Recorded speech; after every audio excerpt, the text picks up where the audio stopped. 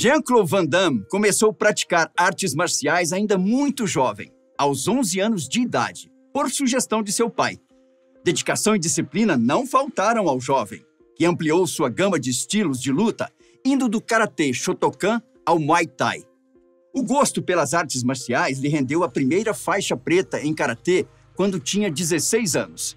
Ele venceu o campeonato da Associação Europeia Pro Karatê na categoria meio pesado e foi campeão europeu de karatê, ganhando destaque pela execução de um golpe que atinge a cabeça do oponente em um giro de 360 graus. Naquela época, ele ganhou o apelido de Os Músculos de Bruxelas. Jean-Claude também gostava de dançar e viu no balé uma oportunidade para aprimorar os movimentos em suas lutas. Só no balé ele ficou 6 anos e se mostrou um exímio dançarino. Curiosamente, foi devido aos exaustivos ensaios que ele conseguiu fazer a famosa abertura de pernas, chamada espacate, que se tornou sua marca registrada. Mas além da dança, o ator também sempre teve grande admiração pelas artes plásticas, pela pintura e pela música clássica, especialmente ao som de piano. Quando tinha 18 anos, Van Damme foi convidado por uma companhia francesa de balé para fazer parte do grupo. O ator ficou em dúvida, porém resolveu seguir como lutador. Em 1979, viajou para a Flórida, nos Estados Unidos, para disputar o Campeonato Mundial de Karatê, no qual perdeu para seu compatriota Patrick Tugelet. O então lutador havia ficado deslumbrado e bastante entusiasmado com a América. Jean-Claude voltou aos Estados Unidos em 1980, dessa vez na Califórnia, onde conheceu a famosa academia Gold Gym. Lá, iniciou treinamentos intensos para melhorar seu físico, o que mais tarde lhe rendeu o título de Mr. Bélgica, do fisiculturismo. Em Bruxelas, Jean-Claude montou sua própria academia chamada California Gym, em referência à Academia Californiana. Ainda na Bélgica, Van Damme teve a oportunidade de participar de um longa-metragem pela primeira vez, mas como figurante. Coincidência ou não, a fotografia do filme foi feita pelo renomado cinegrafista belga Charles Van Damme. Nome este que provavelmente foi emprestado por Jean-Claude para escolher seu nome artístico. O longa Woman Between Wolf and Dog, sem título em português, foi lançado em 1979 e não foi apresentado por aqui. Ele chegou a participar de um outro longa-metragem produzido na França chamado Rua Bárbara, traduzido para o português. Como nessa produção ele atuou apenas como figurante, pensou que seria melhor voltar para os Estados Unidos, se quisesse ainda ter uma chance no cinema. Então, em 1982, visando algo muito maior, Jean-Claude retornou para a terra do tio Sam, indo morar em Los Angeles, onde fica Hollywood. Só que é claro que não foi tão fácil assim. Jean-Claude trabalhou como garçom, motorista de táxi e também segurança. Foi assim que ele conheceu um astro da época, Chuck Norris. Trabalhou como segurança do astro e também como assistente de Norris nas preparações para o filme Braddock, Supercomando. Jean-Claude foi para Norris o que ele havia sido para Bruce Lee. Além dessa assistência, Jean-Claude também ganhou algumas pontas como figurante em alguns trabalhos de Norris, que estava em seu auge naquela época. Em 1984, ele participou do filme francês chamado Monaco Forever, onde interpretou um lutador homossexual de karatê. Em 1985, Jean-Claude, já com seu sobrenome artístico Van Damme, teve seu primeiro papel de destaque, interpretando o vilão Ivan Krasinski no filme Retroceder Nunca, Render-se Jamais. 3 anos depois, viria o primeiro grande sucesso de sua carreira, O Grande Dragão Branco, do diretor Newt Arnold. O filme é uma ficção com base nos relatos de um lutador americano bastante conhecido na época, chamado Frank Dux, que foi interpretado por Van Damme. As habilidades físicas do belga, aliadas às ótimas tomadas de lutas no comitê, renderam às bilheterias algo em torno de 65 milhões de dólares. Uma soma fantástica se comparada ao custo da produção, que foi de apenas $1,5 milhão de dólares. Isso sem contar os rendimentos provindos de fitas de videocassete e as posteriores transmissões nas TVs em vários países.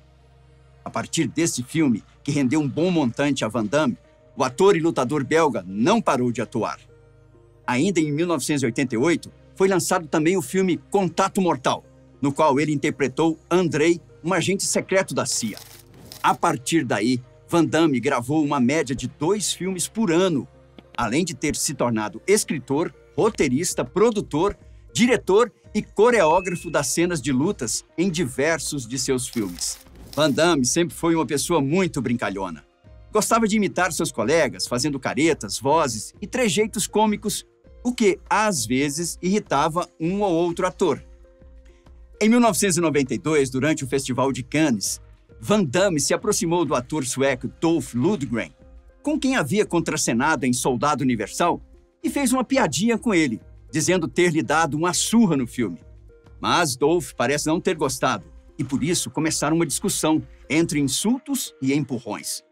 Só não chegaram às vias de fato porque a turma do Deixa Disso interferiu.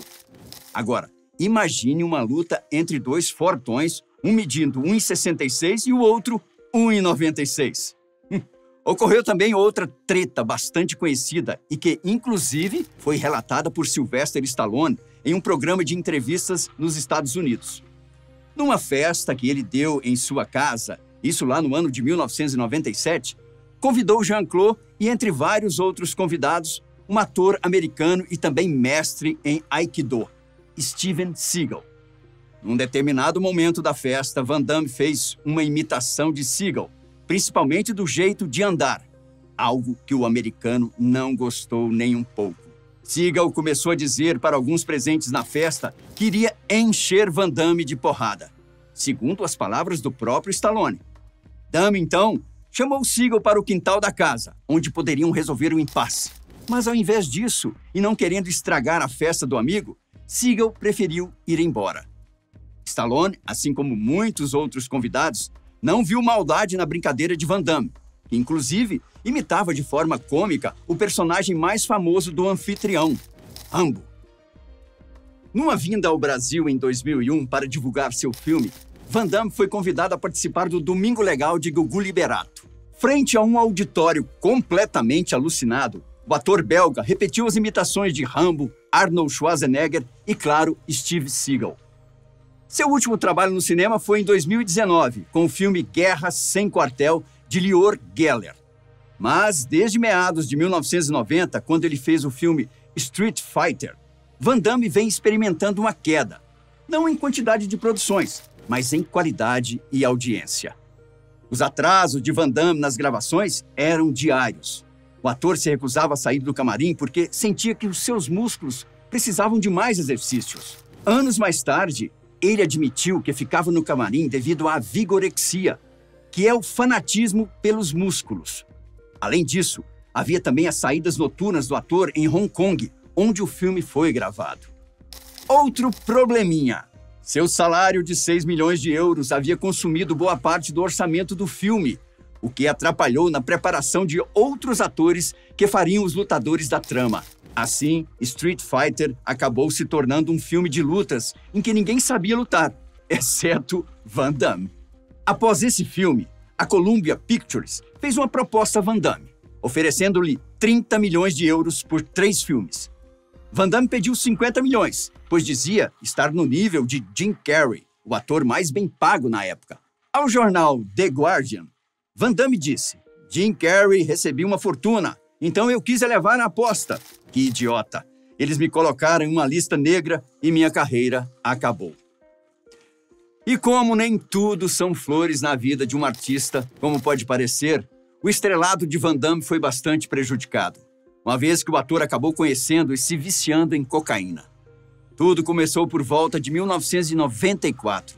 O ator já admitiu ter gastado cerca de 8.500 euros diários com a droga, chegando a usar até 10 gramas de pó por dia. A soma dos excessos acabou não só com sua carreira, como também com seu casamento. Ele disse que estava tão entupido de cocaína durante as filmagens de Golpe Fulminante que não se lembra de ter trabalhado nele. Como ele mesmo disse, fazia tudo por luxúria, por sexo, por continuar aguentando. Parei de treinar, perdi peso, perdi meus músculos. Destruí o corpo que havia criado. O ator conseguiu dar a volta por cima. Ainda é bastante querido e respeitado no meio, também graças ao seu jeito brincalhão e amigo de ser. Em Bruxelas, há até uma estátua em sua homenagem. Em relação a ela, Van Damme diz que, quando as pessoas olharem para essa estátua, que não se lembrem de Jean-Claude Van Damme, mas de um garoto de rua que um dia teve um sonho e o realizou. Hoje, aos 62 anos, o ator continua sendo o que sempre gostou de ser, famoso. E o final feliz de sua história está no fato de que ele continua vivo para contá-la quantas vezes lhe for perguntado.